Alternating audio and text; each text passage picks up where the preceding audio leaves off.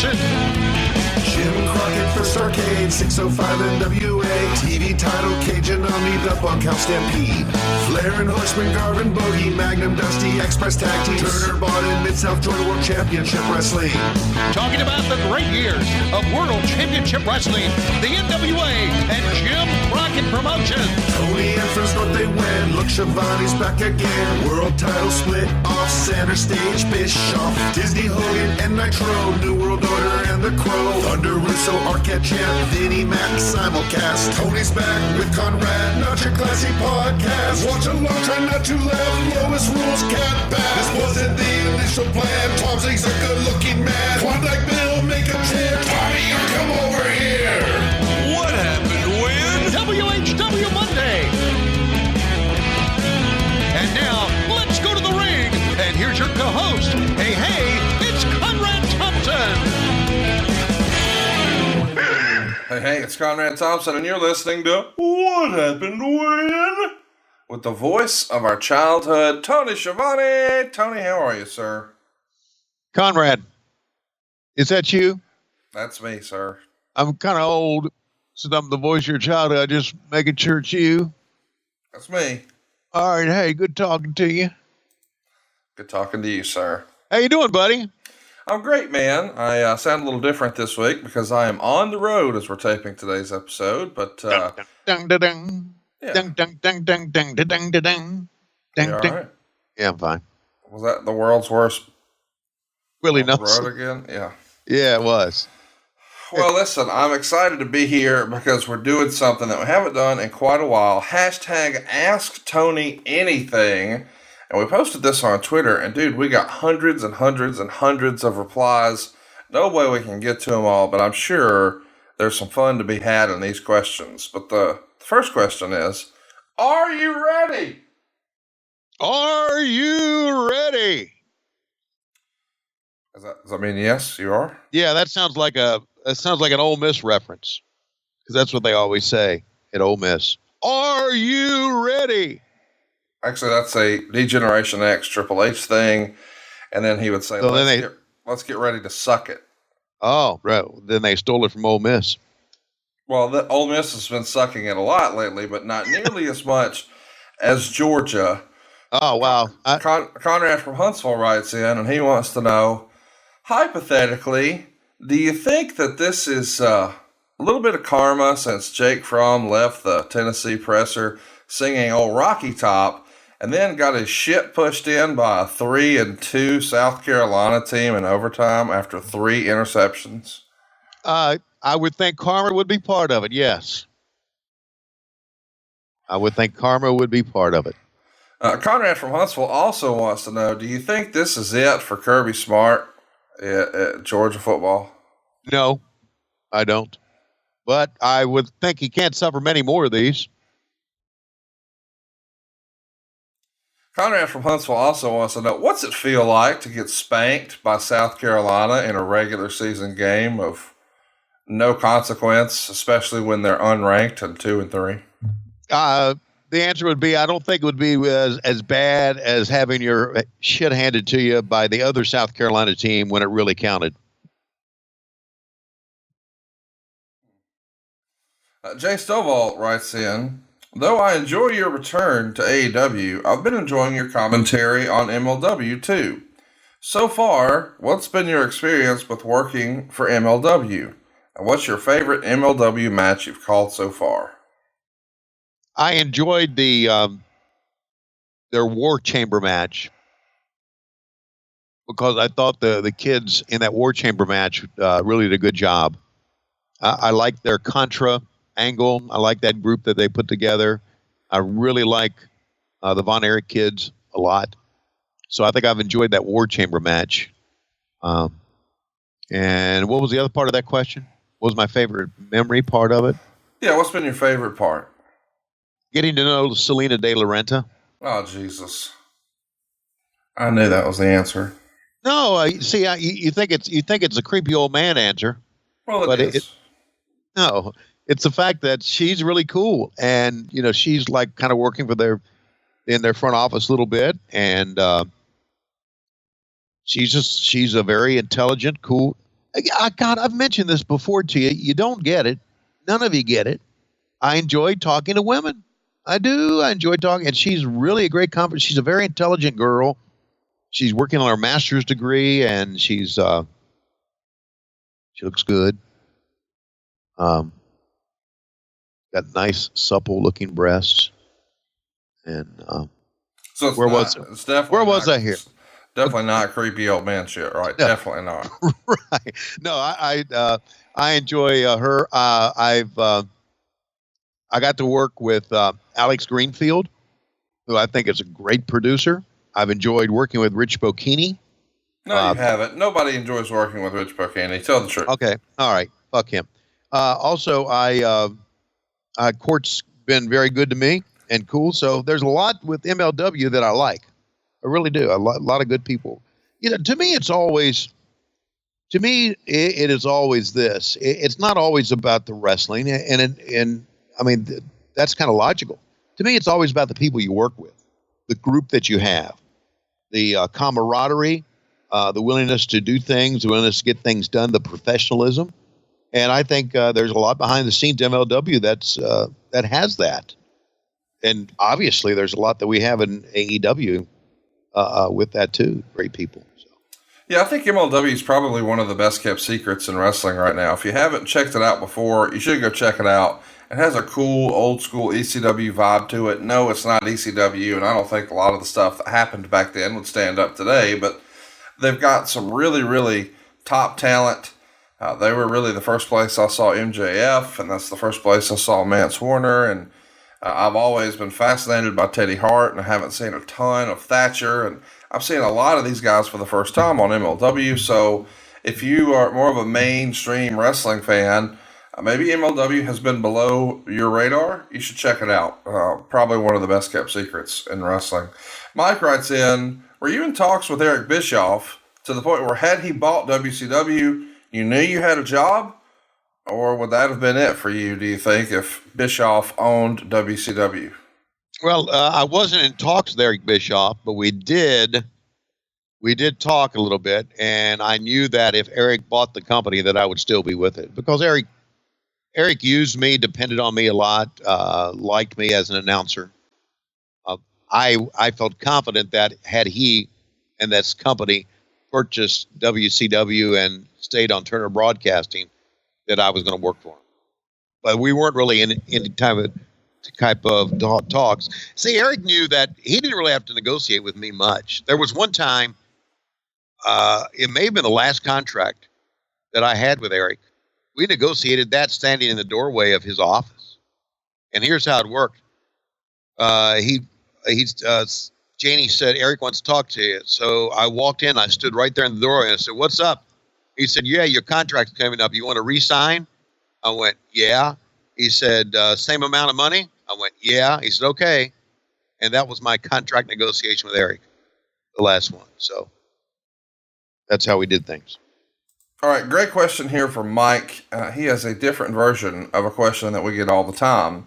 Usually people write in and say, hey, when you go in the Hall of Fame, who do you want to induct you? But Mike writes, if WWE would ask you to induct someone into the Hall of Fame, who would you want it to be? So that's kind of fun. Whose induction speech would you want to give? I would want to give Bob Caudle's induction speech because I think if anybody deserves to be in the Hall of Fame, and we're talking announcer-wise, it would be Bob Caudle. I would love to induct Kevin Sullivan into the Hall of Fame because I know that he has done a lot of great work in wrestling behind the scenes. I think that would be great. I would love to induct Cody Rhodes, Runnels, the American Nightmare in the Hall of Fame, but I know by the time he is ready to be inducted into the Hall of Fame, I'll be dead. Well, that's true. That's very true.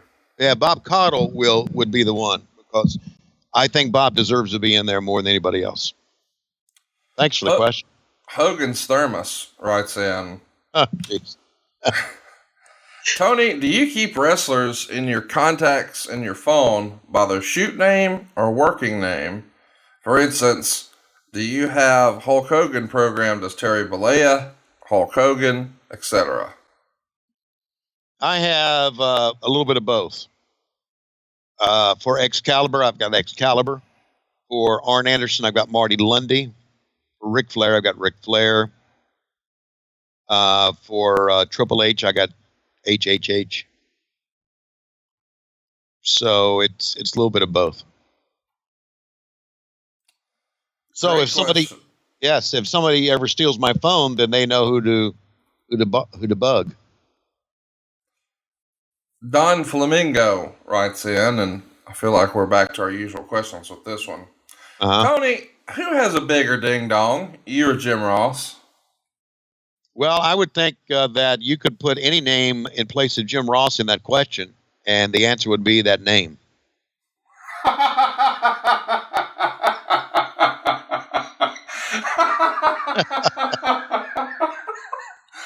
Oh my gosh, I love you.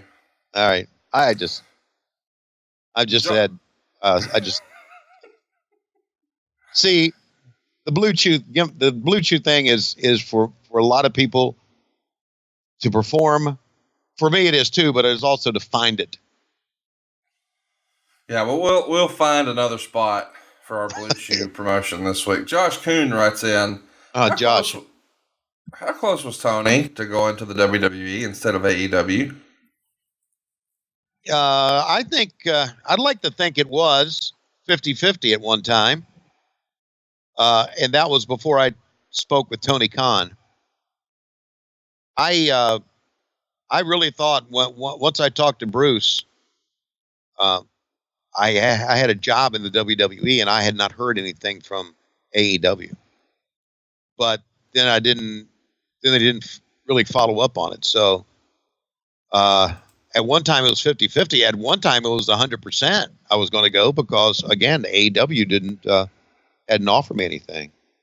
I had just heard things from them. But once I talked to Tony Khan, that all changed. His passion is infectious. Well, and it probably didn't hurt that you had a super agent on the case. Your super agent was probably Wrestling Standard super agent, Barry Bloom, right? So he's getting a big cut. No, my wrestling agent is the man I'm talking with right now. Have I told the story here on what happened to when about that? About the day Bruce got in touch with me, and I knew Bruce was going to call me eventually because he told me that once he got a job with the WWE, that he said, when I get in and get things, he said, would you be open to for a job here? I went, yeah. He said, all right. It'll probably be April. Well, April came and went, and I knew that he was busy, and so finally, the day that he contacted me, he said, okay. He said, I've talked to Vince. We'll talk again. I turned around. First person I tell, before I even tell Lois, is Conrad Thompson. So I call Conrad and I say, hey, you're not going to believe this, but there's interest in me. And Conrad said, oh, that's great. Yeah, that's great. After we hang up, it wasn't 2 minutes later, I got a text from Cody. He said, I don't want you to sign with the WWE. And I went, Conrad Thompson. Conrad Thompson at it again. So that's about all my agent needed to do. And that led to one thing, and that led to me talking to Tony Khan, and there we go. Here we are.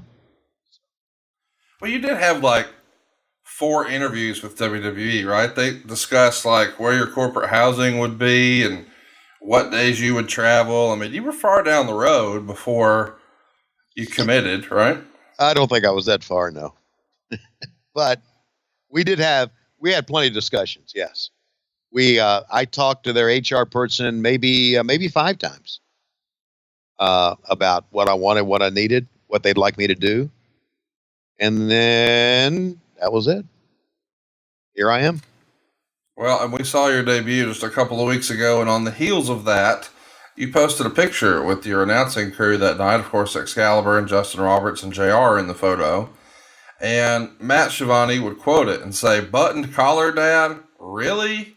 Yeah. Okay. And then a hand palm. And then some guy named Sir Adam DeMoy, who's a big listener to our show, says, take your dad to Men's Warehouse. Believe it or not, Men's Warehouse was doing a vanity search, and they said, we accept fathers of all ages, send him in. So Sir Adam wants to know, did you go to Men's Warehouse? They're waiting on your horrible fashion self. I did go to another place and got some shirts. I'm not wearing button-down shirts on camera anymore. I went to another men's store. I didn't go to Men's Warehouse. So thank you for that. And Sir Adam DeMoy, you can suck my dick. You know people can hear you, Tony. I know. Okay. And I'm hoping Adam can. Okay. Okay. He's a longtime listener. Oh, wow.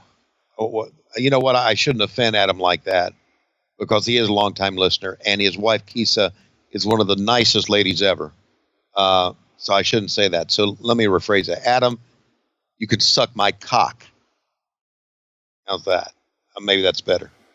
Speaking of cocks, Efren writes in, tell me about this moment. Did you know it was coming? Did you have to fight back the emotion? And it's a screen grab of Cody Rhodes hugging you in the middle of the ring on the debut episode of Dynamite. Didn't know it was coming. Was very, very emotional. I was going to go in the ring and just interview Cody. But when I went in the ring to interview Cody, I think if you watch it, Cody looked at the fans and looked at me and looked at the fans, and it was one of those moments to where Cody is realizing that I'm there, and I was a big part of his wrestling past when he was a kid, working with his dad or being with his dad at shows. And he also knew how much that we worked on me getting to AEW. And to top all that off, this was a special moment for him. Not necessarily beating Sammy Guevara, which I think we all agree was a very, very good match. And Sammy did a hell of a job performing with him. But it was also kind of an emotional moment because here we are. We've worked so hard to get Dynamite. We've put a lot of effort, especially Cody had a lot of effort, and blood and sweat into this. So he grabbed me and we hugged, and he was crying. He was sobbing. And I think you can see it in the replay. I've watched it. And I hugged him real tight, and I told him in his ear, I said, you did it, buddy. You've worked hard. Here you are. Enjoy this moment. I love you.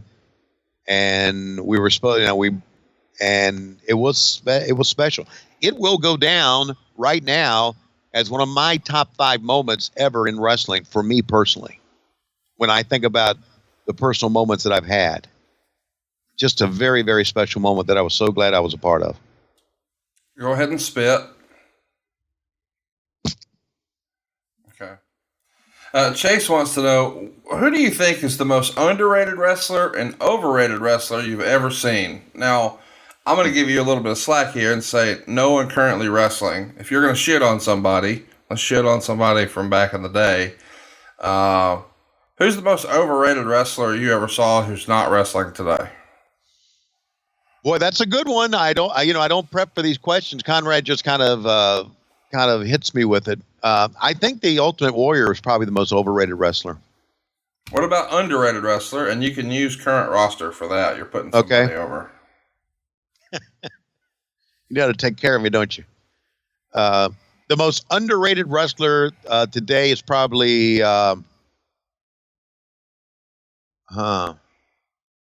I think the most underrated wrestler today. Wow. I was going to say Mance Warner because I think that he hasn't had his chance on a big stage yet, and I think he should. I think that when I say underrated, I think underrated as far as national promotions are concerned. I'm going to tell you what. I'm on a crusade to get Mance Warner hired. WWE, AEW, you're going to be seeing that guy on TV one day. And I'm not going to stop talking about him until that happens. Because I think that, you see how quickly, Darby Allin and Joey Janela and MJF, as much as I hate him, and even though he's been fairly controversial on some podcasts, Orange Cassidy, these guys have become almost overnight sensations, even though they'd been around for years prior. And Mance Warner is to me like that next find that the national landscape is waiting on that they don't even know about. Yeah, I would agree. I think he can do a lot of stuff. And that's not a good thing that he can do a lot of stuff. It's not a good way to phrase it.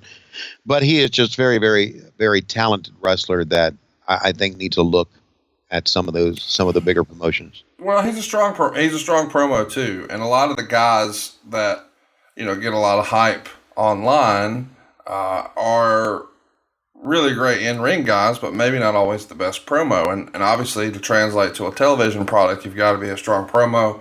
I think Mance checks the boxes. Looking forward to seeing him. But by the way, you can see him every week on MLW right now. And in fact, there's a lot of that talent that I ran through that the first time I saw them was in MLW. So once again, best kept secret. Gotta go check them out. Here's another one that I first saw in MLW that's very underrated. It's Jimmy Havoc. And here's why I think Jimmy Havoc is underrated. Because the match he had with Darby Allin was a great wrestling match. And we think of Jimmy Havoc just as a guy who brings in a staple gun and throws you through a table and gets a lot of blood, gets a lot of color. I thought he had a great wrestling match, and it showed me that he was just more than that. And so I think you can consider Jimmy Havoc very underrated as well. Talent writes in, does Swagger's appearance equal Luger's? Of course, he's talking about the debut show of Nitro compared to the debut show of Dynamite. At the end of Nitro, we found out that Lex Luger had jumped ship, even though he had been working for the WWF. Now he's with WCW, and he was involved in the main event. Not the exact same story, but the similarity's still there. Former WWF guy shows up last segment of the show, big reaction, aligns himself against our baby faces. What do you think? Does the Swagger jump, or the Swagger appearance rather, compare to the Luger appearance? As far as a shock is concerned, no. Because Swagger, or now Jake Hager, had also appeared on MLW, I believe. And so it's not like he hadn't appeared somewhere else before. Luger was actively working with the WWF when he jumped to us. I don't think Swagger had been. Canadian Travis writes in, what are your thoughts on AJ Kirsch joining the MLW commentary panel? I love AJ. I think it's wonderful. I made a mistake, and then I saw my direct messages, my DMs, that AJ wanted to talk to me, and I didn't call him back. I was wondering what this was about, and then it just slipped my mind. And then I found out that he showed up on there. I think he's a good kid. I hope he'll do well. Ringside Rent wants to know if you could book one person from the What Happened When Patreon in a match on AEW, who would you book and who would their opponent be? Okay. This is way inside baseball, but if you're a part of the Patreon family, you know that is sort of what it has become. WHW has a cult-like following on Patreon. You can check it out at patreon.com/WHW Monday. And on there, you'll see this giant community of guys and gals who sort of have become their own family. So everybody has their own nicknames, their own gimmicks, and it's spun off into a lot of other things. So with that in mind, part of your extended family going to be taking on somebody in AEW, you're fantasy booking it. What would that look like? It would be Efren against Sonny Kiss. That's not good. No. Oh, okay. I didn't know. I had to come up with your opinion. It would be. This is not AEW base, but I would book Adam DeMoy against Goldberg. Okay, that's better. We'll go. Okay. With that one. Okay, because Goldberg would hurt him. Yes. Yeah, and we would all laugh. John Rega wants to know, who would Klondike Bill love the most in today's wrestling? Wow. I think Klondike Bill would. because he's a weird, was quite a weird fucker. I think he would have loved Nyla Rose Why is that weird? because he'd like big, strong women type. As Tony tiptoes through the tulips, Sean Riga also asks, do Jim Ross and Excalibur have signals to each other when one's talking to let the other one know they want to chime in on the talk? Way inside baseball here, but in a three-man booth, how do you communicate that? Are you guys just tapping each other on the leg, or what's the move? The move is we have three monitors there. Excalibur and I are trying to turn looking at JR and looking at JR's. We're trying to. The monitors are big and they're nice monitors. We're trying to look at one monitor together.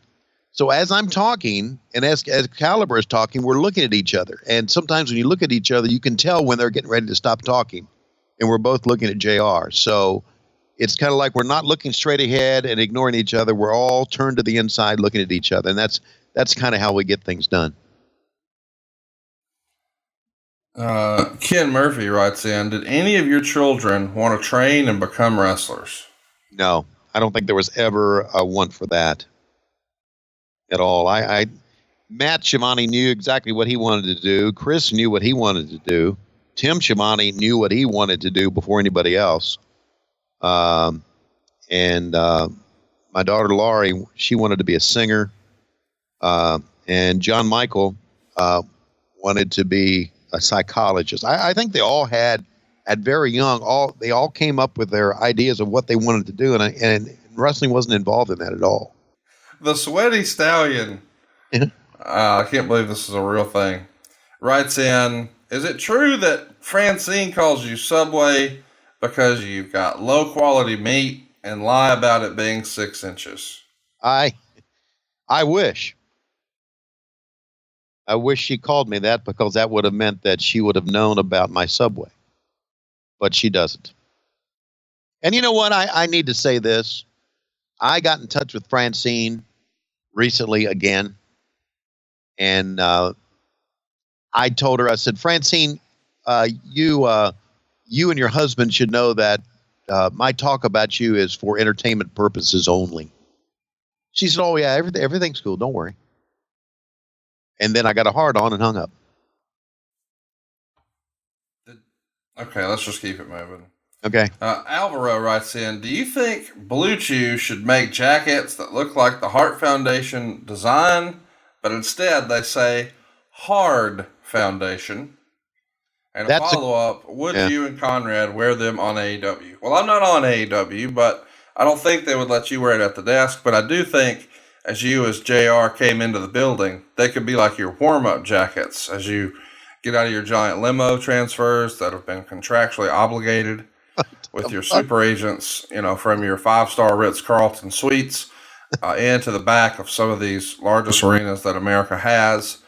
As those limos slide in and your doorman, Raul, opens the door for you, you guys step out in your brand new Hard Foundation jackets. I like it. I like it too, and I like you using the word slide in when you talk about it as well.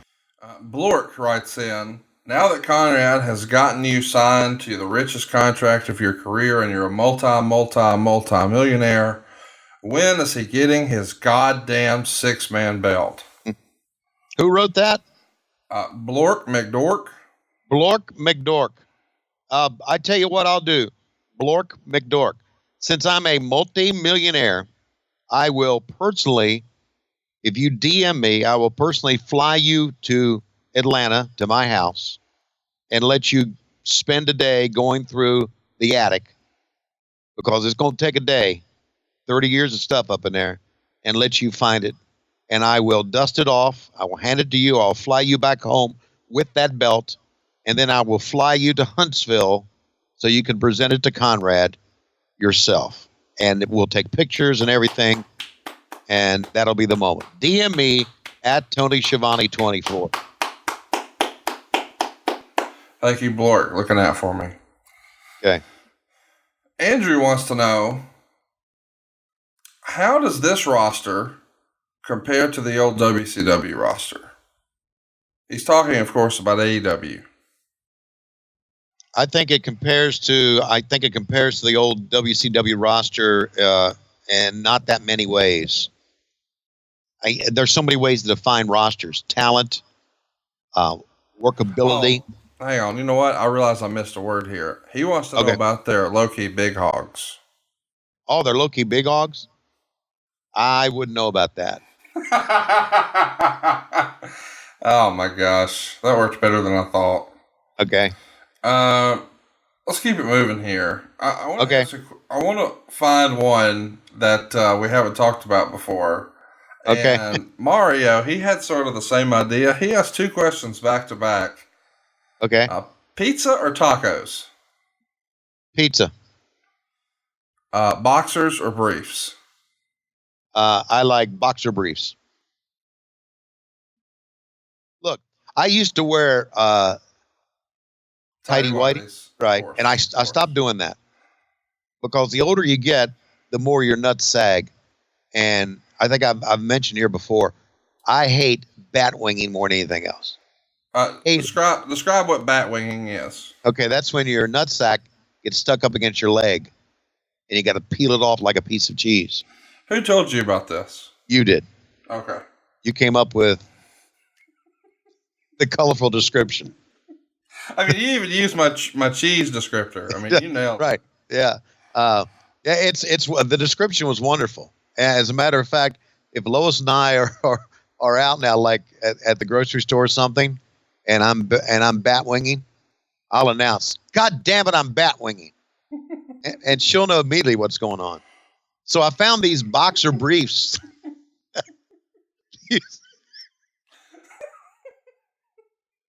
Damn it, I hate the bat wing. It's terrible. It's a terrible feeling to have your nutsack stuck up against your leg. Okay, so I found these box.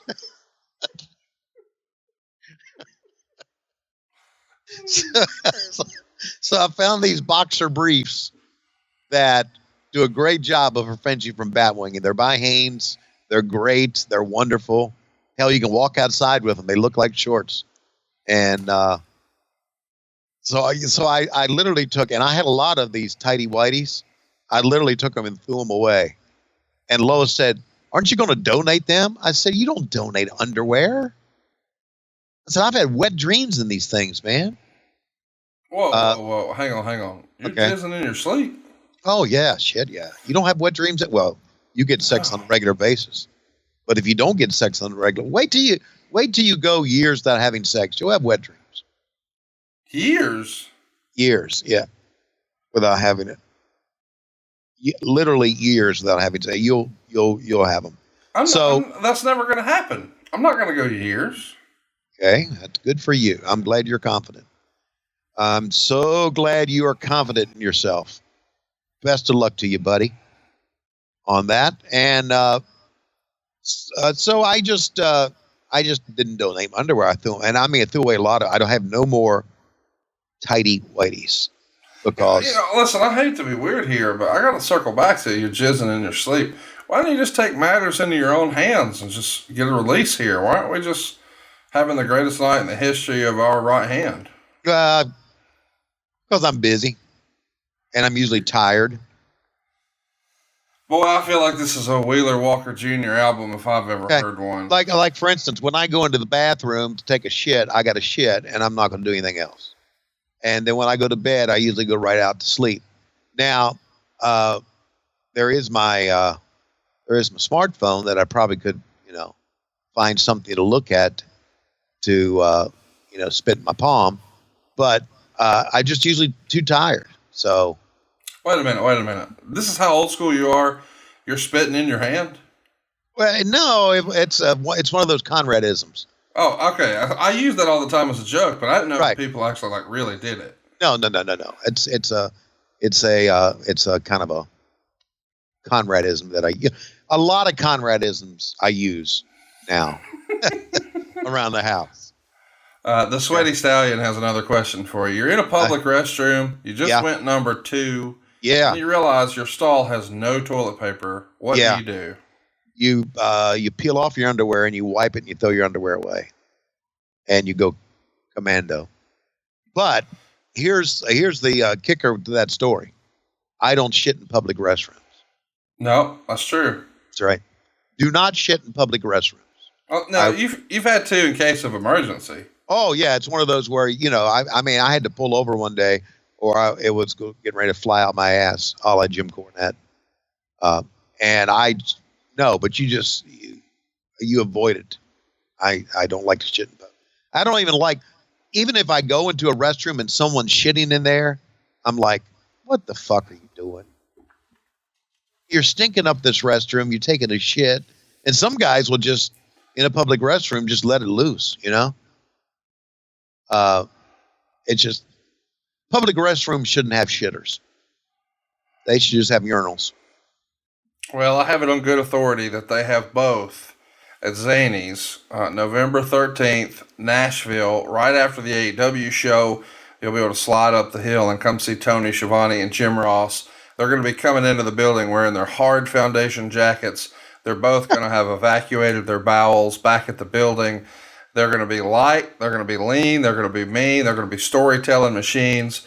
The Grey Goose is going to be flowing. You're going to hear lots of stories you can't hear on the show. Go check it out right now. Grab your tickets at supershowlive.com. That's supershowlive.com. Tony Schiavone, Jim Ross, one night only, Nashville, Tennessee. And since it's after the AEW show, you never know who we might have for a little surprise run-in. You don't want to miss it. supershowlive.com. Snag your tickets. I also want to correct a couple of things on that, and I'm looking forward to that supershow.com at Zany's. Love Zany's. We've been there before, you and I. I've been there a couple of times, as a matter of fact. Great people, great location. Nashville's a wonderful city. But I want to correct you in that we will that I will not evacuate my bowels at the building. I will go to the hotel and shit in solitary, and it won't be Grey Goose flowing. It'll be Tito's. Because I drink that American vodka, not that shit from fucking France. Next question, please. Supershowlive.com. Michael Jordan wants to know, at what point in your career did you feel like you made it? Wow. It's probably got to be when I made you read rap, right? No. Made it. Boy, that's the thing. That's, I tell you what. The first time I thought I had made it was when I started working for the WWF. Keep in mind where I'd come from and then where I was. And the second time I think that I made it was when JR and I were introduced in Washington, walked out on stage. That's, again, one of my top 5 moments in my professional career. That's when I thought I'd made it. The reception I'd received, the fans, the chant of Tony, that made me feel like I'd made it. Here's how I know that you're going to be making it, because Warhouse Timothy has a question that, well, those who know you real well want to know the answer to. Now that Tony has that sweet, sweet AEW money, is he going to hire a housekeeper to help Lois finally clean up the fucking dog hair? All right. This is, and who's this from again? Warhouse Timothy. Warhouse Timothy. Okay. There's Timothy, there's a war going on in our house right now. And that is every day, even though it's a weekend, I ask Lois, have you hired someone to clean house? And every day, even if it's a weekend, the answer is not yet. And every day, the response from me is, what the fuck are you waiting for? And here's a question. Why don't you just do it?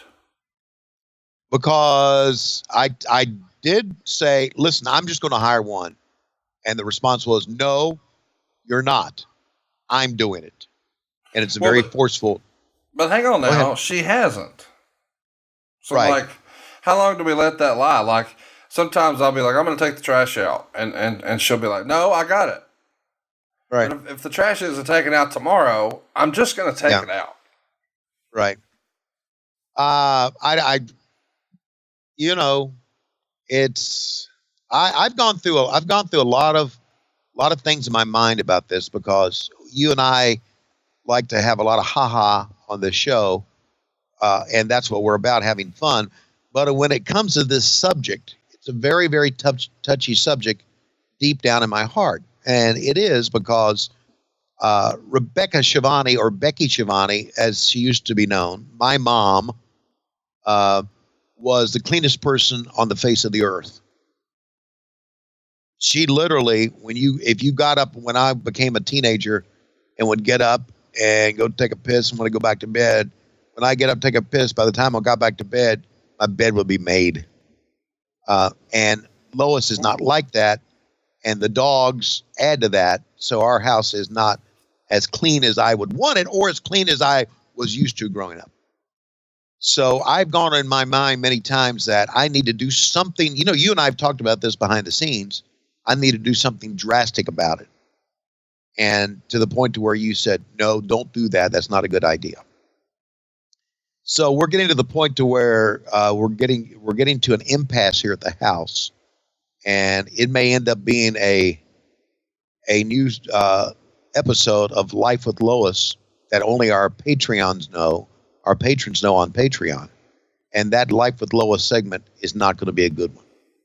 No. It's going to be fine, because I'm going to drop some knowledge. I think we've told the story before that when I was a young adult, I met an old wise black man who had a particular way of talking, and he dropped this nugget on me that I'll share with you now in my best impression of him. Are you ready? Yes. So Tony, here's what you need to know, Tony. Men do what they want. Boys do what they can.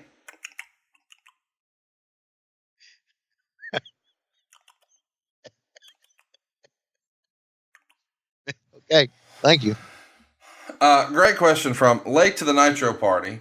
What's your favorite memory of referee Mark Curtis, a.k.a. Brian Hildebrand, perhaps one of the most underrated referees of all time? And I don't know when it was. I don't know what date, what show it was, but it was that time that the fan was trying to get into the ring.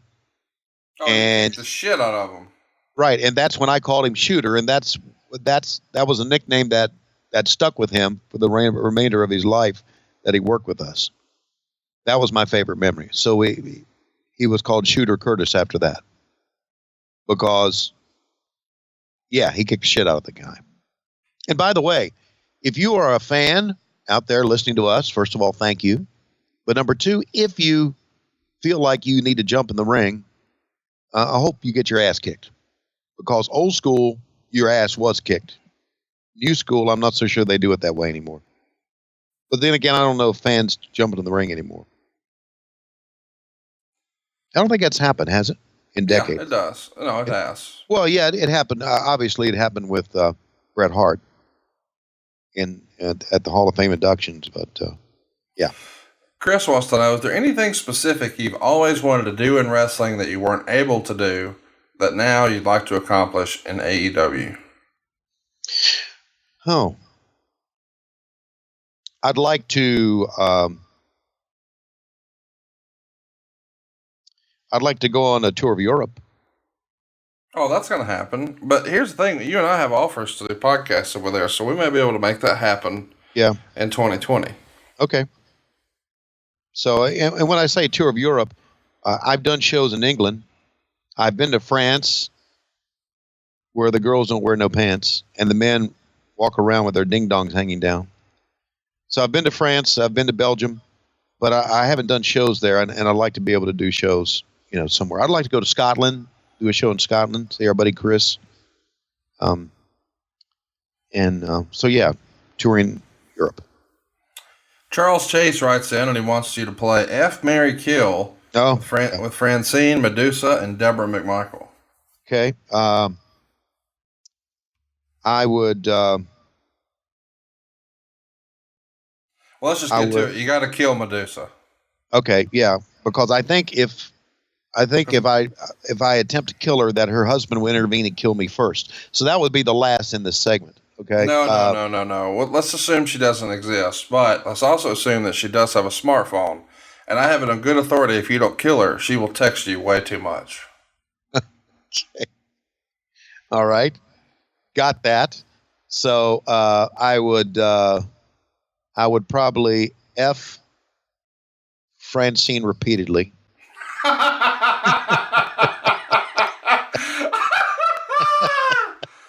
I didn't expect that. And then marry Deborah. Why not marry Francine? Because she has a kid. Deborah doesn't. Boy, you have put way too much fucking thought into this. No, I didn't put a lot of thought into this. I mean, your answer to not marrying a chick in a hypothetical F, marry, kill is, I don't want to be another dad. Like, I'm tired of raising kids. Like, that's true. Holy shit! Oh my God, I've never heard that answer before. Well, let me say this: there is no good answer to FMK. Yes, there is. No, there's no good answer. There's no answer that will back you up. But by the way, I had to give that answer at the very last Something to Wrestle. They asked me to play. This was in Vegas. F, marry, kill with Bruce Pritchard, Eric Bischoff, and Tony Schiavone. And when I got to, I would kill. I said I would fuck Eric and I would marry Tony and I would kill Bruce. And Bruce was looking at me and I said, I just love you too much to let you go through the other two. And he died laughing. He thought it was the funniest thing he's ever heard. Yeah. And I even said, as your wife, I'd drive you there to kill him. Sure. Yeah. And watch it. Chance has a great question. He says, it's been a wild ride from being disinterested in wrestling just 3 years ago to doing a great podcast, and now being back behind the announce desk on TNT of all places. With all that being said and things seemingly coming full circle, what us fans at home want to know most of all is, how big's Batista's dick? Low key, it's pretty damn big. How do you know that? Is there like a deal when you sign with a major company? Like they give you like, I imagine it's like when you become the president. Like, president, here are the, Mr. President, here are the nuclear codes.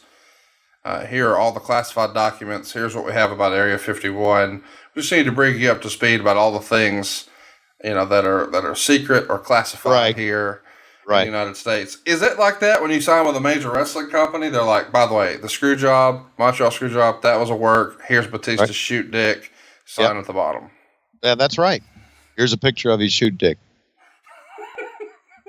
And you look at it and you go, wow.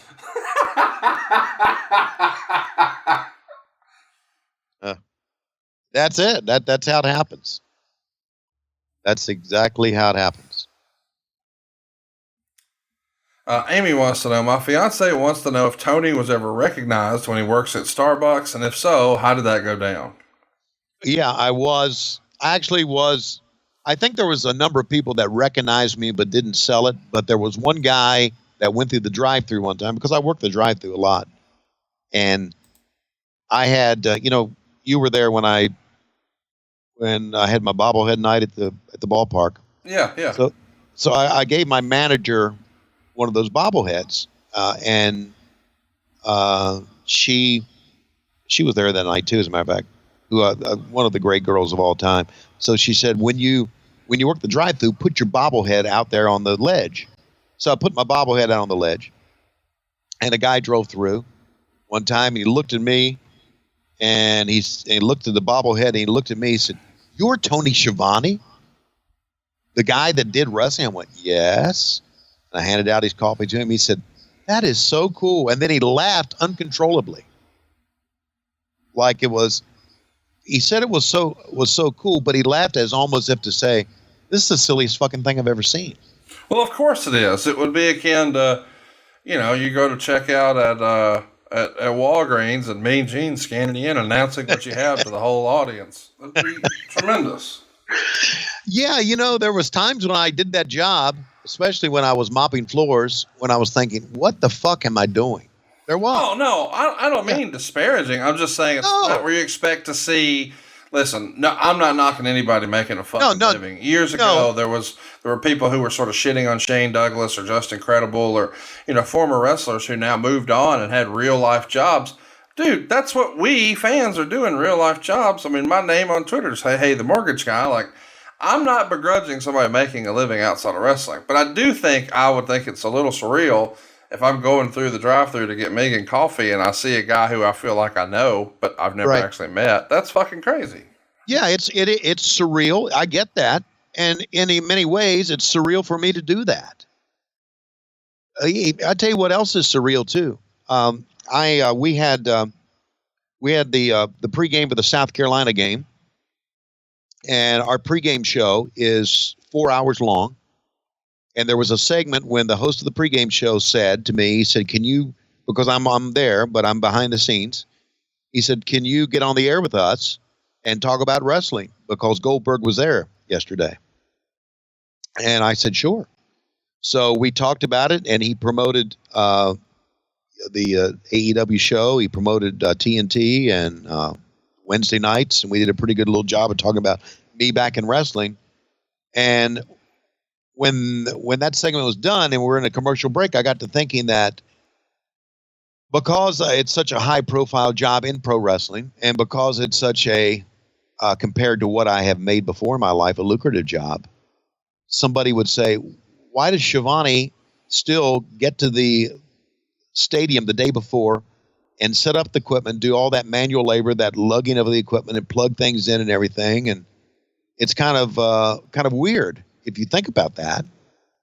Why do I still do it? I don't need to do it anymore. I did it one time because I needed to, but I don't need to anymore. But I do it because I love it, and I love working with those guys.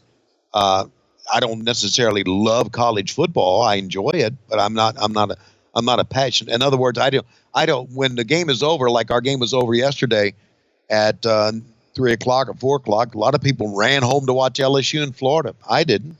I can check the score, but I love doing it, and it is manual labor, and there's nothing wrong with that. I think everybody needs to experience it, and on its surface, it may be kind of weird to people to see me behind the scenes like that, plugging in all the equipment that I've been doing for 13 years now. But I like what I'm doing. I liked working at Starbucks. I enjoyed that, even though I said sometimes when I was mopping the floor, I was thinking, "What the fuck am I doing?" I was mopping the floor thinking, "Man, I used to be on TV." And here I am mopping the floor, but I don't have a problem with that because I think it's good work. It's good, as they used to say, it's good, honest work. And that's what it is. Well, so is cleaning the fucking dog hair. So you ought to pass it on, stimulate your local economy, and create a new position for someone to come in and clean up Lois's lair. I agree, but it's a battle. But I can tell you, when it happens, you guys will be the first to hear about it. Let's document it. Here's what we need to do. I'll send a film crew over. I got a full-time Mexican now that Silva lives here. But we should mention that because Silva's sort of our six-man tag team partner here on the show. He has doubled down, and he moved to Huntsville, Alabama. Moved his wife, moved his kids, the whole deal. How about that? That's amazing. That tells me that he believes in you. Why shouldn't he? That he's a man of his word and an honest guy. And there is no. I'm telling you, as a shoot, there's no better human being on the earth than Dave Silva. Oh, I would agree with that. Yeah. Well, maybe Heather. Maybe Francine. Yeah. Greg wants to know, what are the differences the day of for your preparation for Dynamite compared to the preparation you did for Nitro? Oh, here's the prep. The prep with Dynamite is a lot of YouTube videos, which, we didn't have that back in the day. For instance, when before the match, the Young Bucks match with Private Party, I watched Private Party against Angelico and Jack Evans. I watched that match, listened to the commentary. There was also online a little special about Private Party, a little background about them. I watched that and listened to it. So I got to know Private Party a little bit more. So by the time when they went out, I knew who they were. I knew they were from Brooklyn. I knew where they had trained. I think we try to bring a lot more realism, don't you agree, into our commentary than used to be. I mean, I don't think we ever would have talked about where Hulk Hogan trained or where Ric Flair trained to become a wrestler, and we do a lot more of that now. So the preparation that we do is, and I did a little prep on Darby Allin too, talking. Darby Allin's story is interesting. He tells in his story, in his video, that when he was 5 years old, his uncle came over to pick him up for a ride, and apparently they wrecked, and his uncle died in that wreck. And the reason he paints his face is that ever since that time, half of him is dead. He paints his face half with a skull, and so I thought that was very interesting, and that's all part of his story. And so you learn that online by watching videos now. So I use the iPad and use a lot of the YouTube videos, and do a lot of research that way that I never did before. Our research back in Nitro was, here's the angle, here's what we're going to do, or what we may do, and you just did it based on what you knew. You didn't have all the stuff at your fingertips you do now. Ted and Lisa want to know, who was someone in the business that was a really nice person that doesn't get credit for that? Everyone hears about Bobby Eaton, Sting, and Ricky Steamboat, but was there anybody else? Well, I say many times, Lord Alfred Hayes was, Gorilla Monsoon was. Very, very, very nice people to be around and to work with.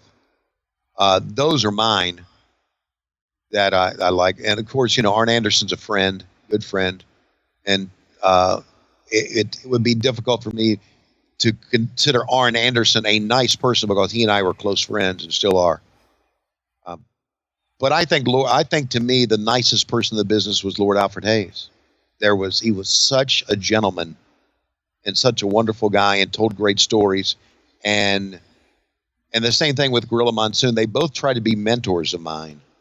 They tried to advise me on good people, bad people, people to watch out for in the business, how to do this, how Vince liked things. They really tried to make my time there in the WWE, and they were successful, the best they could be for me. Levi wants to know, is it hard out here for a pimp? It's hard everywhere, man. It got real hard when we talked about Francine, but it's hard everywhere. I feel like I've got to intervene and do a Tony Reed's rap on that song. He's making a reference to a 3-6 Mafia song that you would love, and I can have some fun with the lyrics. Okay. We're going to be in Philadelphia, and we're also going to have a special guest commentator for our dark matches, and that was announced on social media, and that's going to be Taz, our buddy Taz, which I'm excited about because I really like Taz. I don't think I'm allowed to talk about him on the show. Okay. All right. You might come to my house and, dump me on my fucking head or something. Yeah, well, that would be something that our little Mexican could document video-wise, which would be good, put on Patreon. That's a good idea. But also I'm excited about going to Philadelphia because I think that's where Francine still lives. And I'd like to invite her to come out and watch our show. If the show were on camera, people are going to chant mean stuff at her. They are? That's what they did in ECW, Tony. Okay. Philadelphia chanted mean things at her. They did? Yeah, they chanted that she was a crack whore and, just really bad stuff. And now you want her to do it. Like, do you think of her feelings at all in any of this? Yeah, my mistake. She can come visit you in your room before the show or whatever. Yeah, that'd be good. I'm all for that. Thank you. Thank you for clearing that up. I heard a term the other day on a show that I watched called Goliath. It's on Prime Video with Billy Bob Thornton. I've seen that show. I like that show. Yeah, the third season. There's a girl who's in who's kind of like this character that reappears in the third season. She's always kind of sitting at the bar drinking, and somebody says something mean to her, and she said, "Hey, do I look like a carny whore?" Which I've never heard the term carny whore, but I just thought that was funny. Not crack whore, carny whore. I don't know what the difference would be. Travis Peters wants to know, what is Tony's favorite movie? Of all time? Favorite movie of all time? Well, it has to be Batman: The Dark Knight Rises. Has to be. Well, that begs the question, have you seen the new Joker movie? I have not.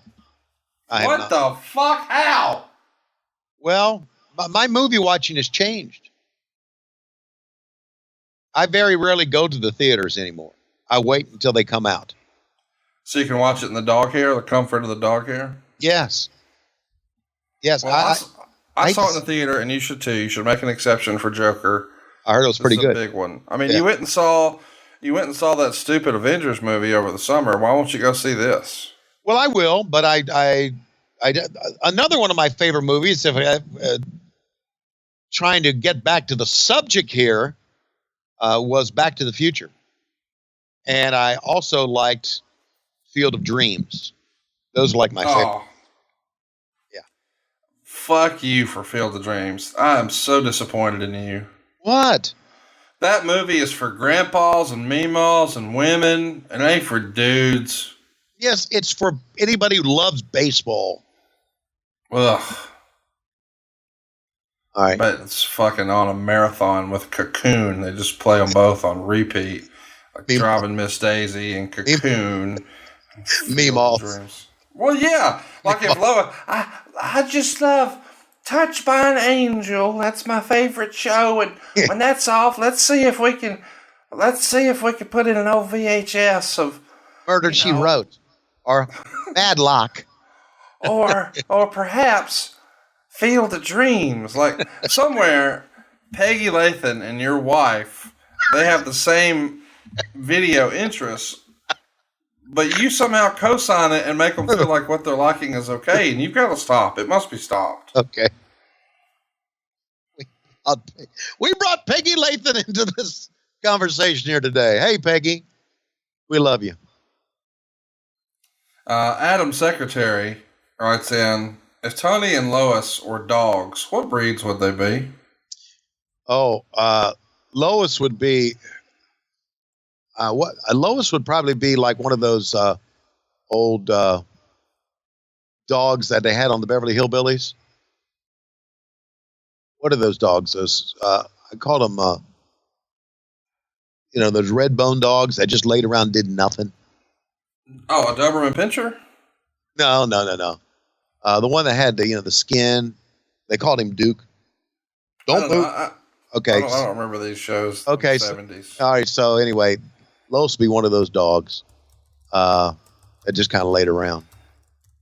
When you say, "Hey, get rid of the dog hair," she kind of raise up her head and look at you and lay it back down. Oh, you're talking about a bloodhound. Bloodhound. Thank you. She'd be a bloodhound. Wow. How come I couldn't remember that? That's age, boy. And that is age. Jose Campos wants to know, if you could sit down and have dinner and drinks with any three wrestling figures, past or present, who would they be? I would have drinks with Wahoo McDaniel, Ole Anderson, and Cowboy Bill Watts. Boy, that's not going to be a pleasant dinner at all. No, it's a lot of hostility at that table. A lot of hostility, but I'm telling you, and I've talked to all three of them individually, a lot of wonderful, wonderful old school stories. And we're talking about the territory days, right? The traveling days, the days when you work double shots on Sunday, the days, and all three of them had worked behind the scenes in the business. So that's because I love those stories, Conrad. I love hearing the old timers tell the old stories. So there you go. Did you hear JR? The other day, I think it was this past Wednesday, when we were doing our second show in Boston. We talked about going to Charlotte, and he mentioned Klondike Bill's name. I did, yeah. Yeah, He said it was going to be the Klondike Bill dressing room. Yeah. And then he quickly transitioned away. Yeah, right. So, but anyway, I would. That's a great question. Thank you for the question. Those three guys, just because I've listened to them all tell stories, and they're all great storytellers, and it would be wonderful. The real Chris Hughes wants to know, what's your favorite Ric Flair story that even Conrad Thompson doesn't know? Oh, I think Conrad knows just about every Ric Flair story that I know. There's nothing out there that I know about Ric Flair that has not been made public knowledge. But I don't think there is one, but that's a great question. Carl Hayes wants to know, when Tony is flying around on the AEW private jet, does he read a book, listen to music, or play games? I have downloaded TV shows like from Prime Video or Netflix onto an iPad, and I watch those TV shows. Is what I do. By the way, Carl, I didn't see you in Boston. I thought I'd see you. Didn't see you. Thanks for the Michael question. wants to know, and I don't think Michael means the actual dollar figure. I think he's looking for the year. What was your best year financially in professional wrestling? It is going to be. It was my last year in WCW, and it's going to be this year. Woot woot! Woo! Okay. Yep, that's it. Jonathan Retro asks a nerd question that you and Cody Rhodes will appreciate. Right. What's your favorite episode of Deep Space Nine? My favorite episode of Deep Space Nine is the episode, I think it was episode number 3, when Jean-Luc Picard had docked at Deep Space Nine and wanted to talk to Captain Sisko. And Captain Sisko and Picard had the meeting, and Captain Sisko's wife had been killed by Picard when Picard had been assimilated by the Borg. And it's something that Sisko never forgot and held held Picard responsible for. And Picard could not be really responsible for it because, as you know, Conrad, once you're assimilated into the Borg, you're part of the collective and you're no longer an individual, and you cannot be held accountable for your actions. So it was a very, very well scripted, very well acted scene between those two. And that's my favorite episode. The man of the 90s wants to know, what's the origin of Tony's disdain for Steve Beverly? I thought that Steve Beverly did everything in his power. It just seemed like to me, hey, it's my fault for reading his bullshit, because you don't read it, doesn't exist. But I thought Steve Beverly did everything in his power. Everybody has an opinion, and I get it. Good opinion, bad opinion of Tony Schiavone, and there are people who still have bad opinions of me, of my work, and I get it, I understand it. But sometimes people go over the line and want to see me fired.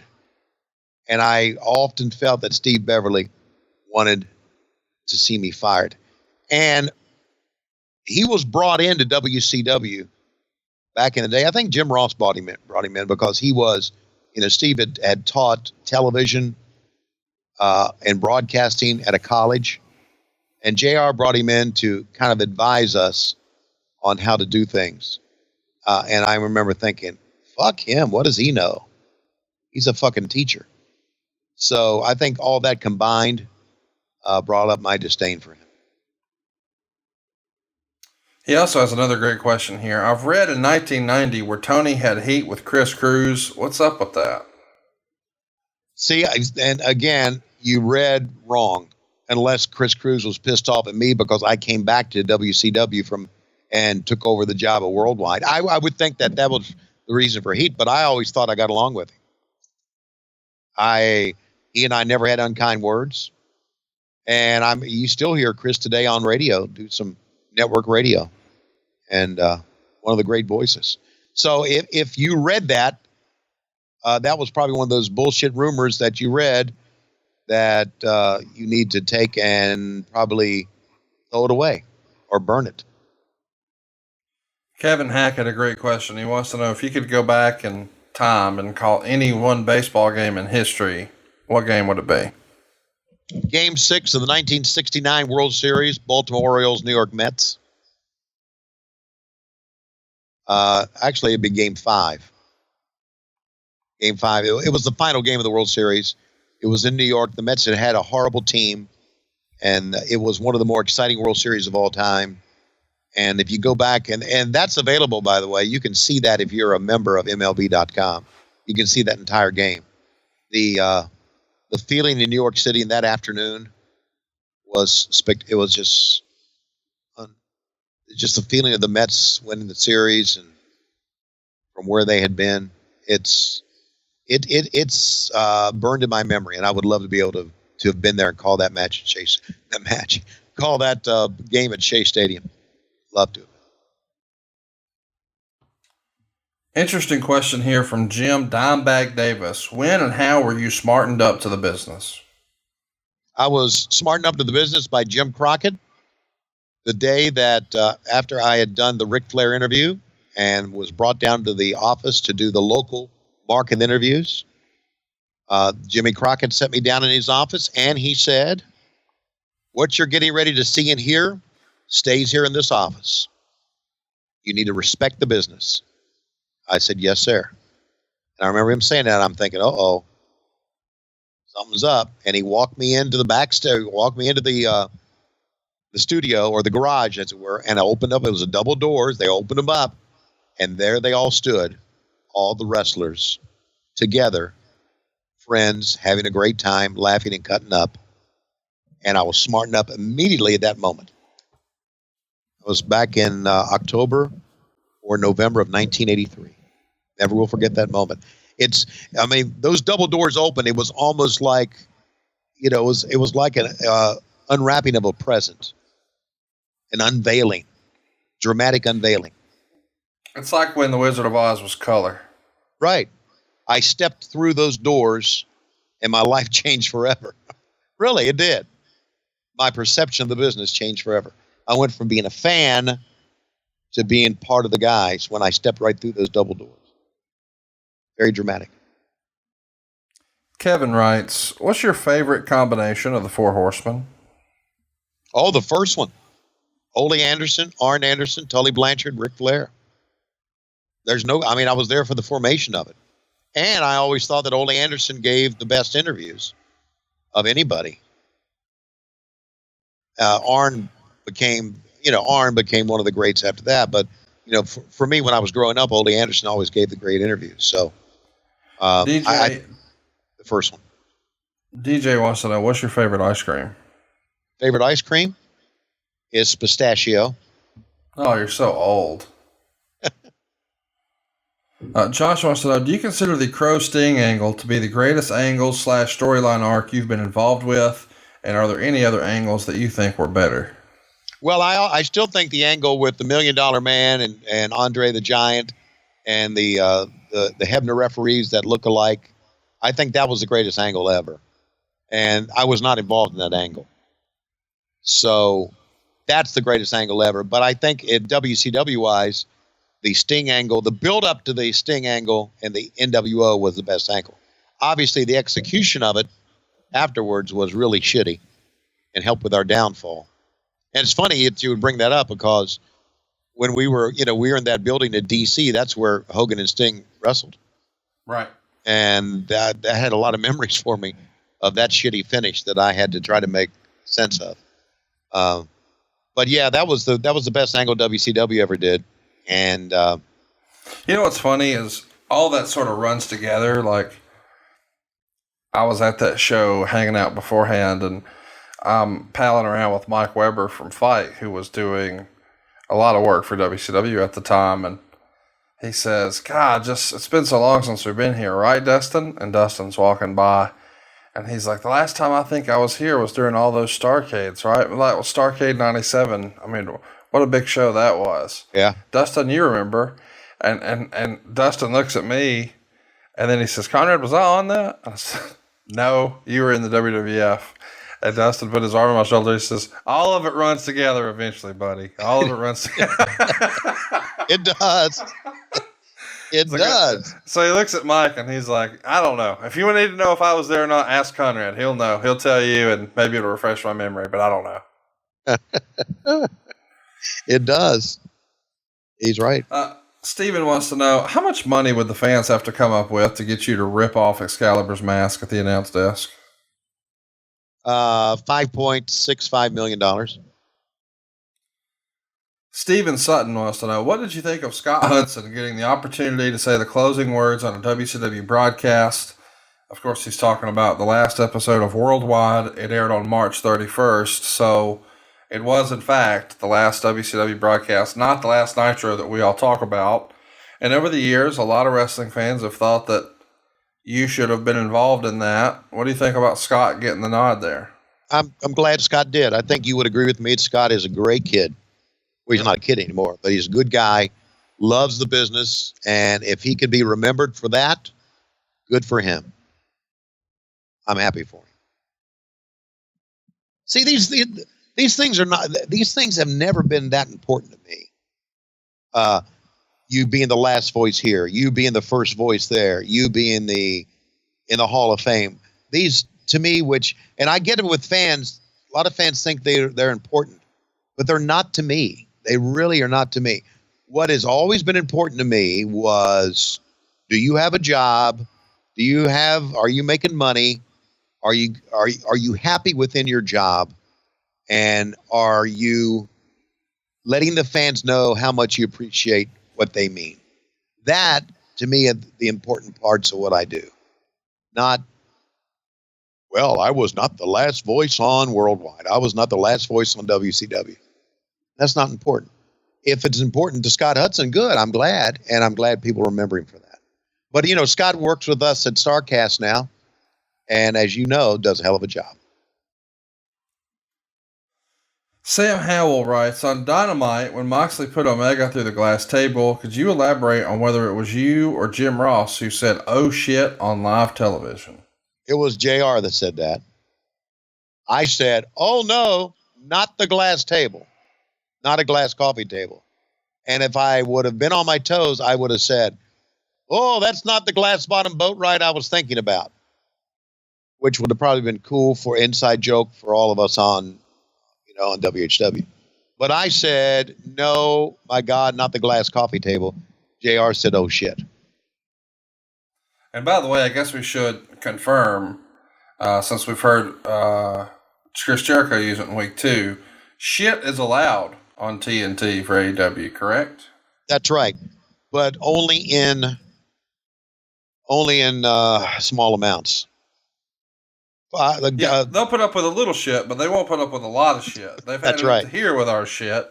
We don't want to overdo the shit. We got to have medium amount of shit, just the appropriate amount of shit. Not too much shit, not too little shit. It's like the shit Goldilocks and the Three Bears. We got to have that right, just the right amount of shit. Yeah. On AEW Dynamite. Because if you do too much shit, then the shit hits the fan with TNT. I'll give you an example, 2 examples of this. The first show I called MJF, deservedly so, a little prick. I went to the TNT people who were there, and I said, can I call him a prick? And they said yes. So they knew that was coming. And when Jericho was going to say shit in his interview, we knew he was going to say shit, and we were told, don't say shit tonight, guys, because Jericho's going to say it. So they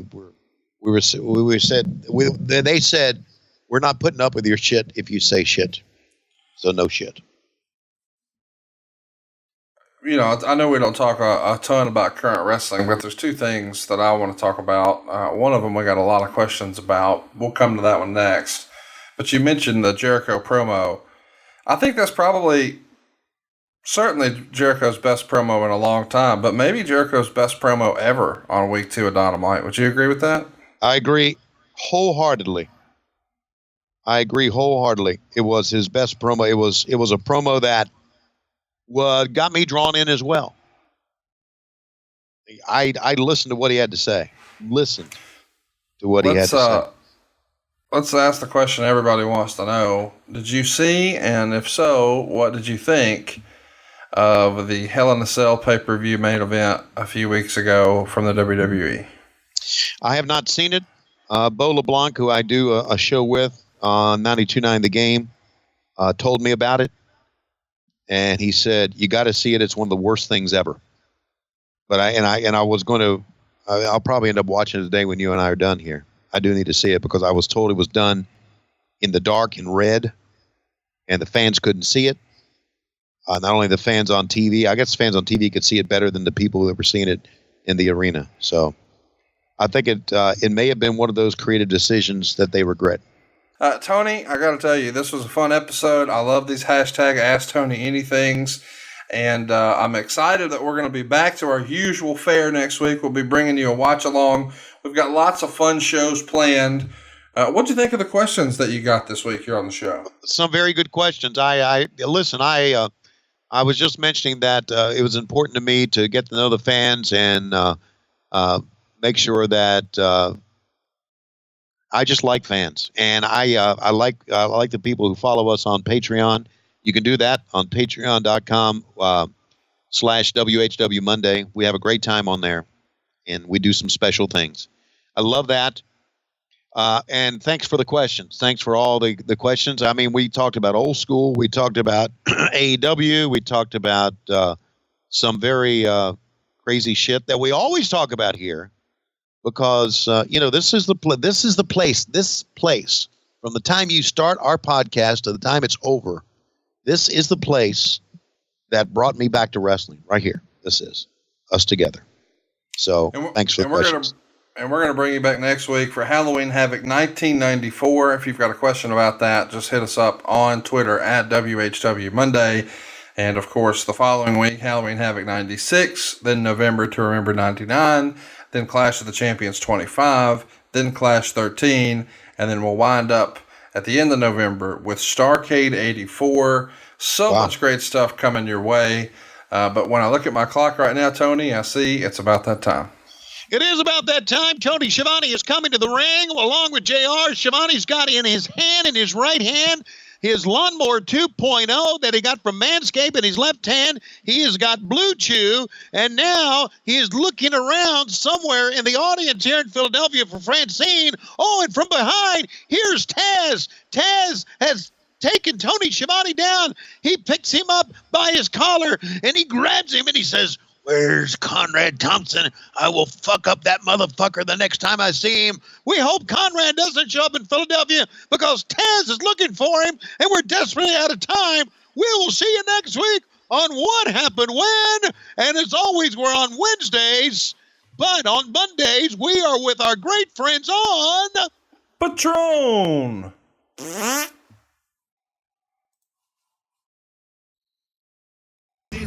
Nitro, New World Order, and the Crow. Thunder, Russo, Arquette, Champ, Vinnie, Mac, simulcast. Tony's back with Conrad, not your classy podcast. Watch along, try not to laugh. Lowest rules, cat back. This wasn't the initial plan. Tom Zig's a good-looking man. Klondike Bill, make a chant. Tommy, come over.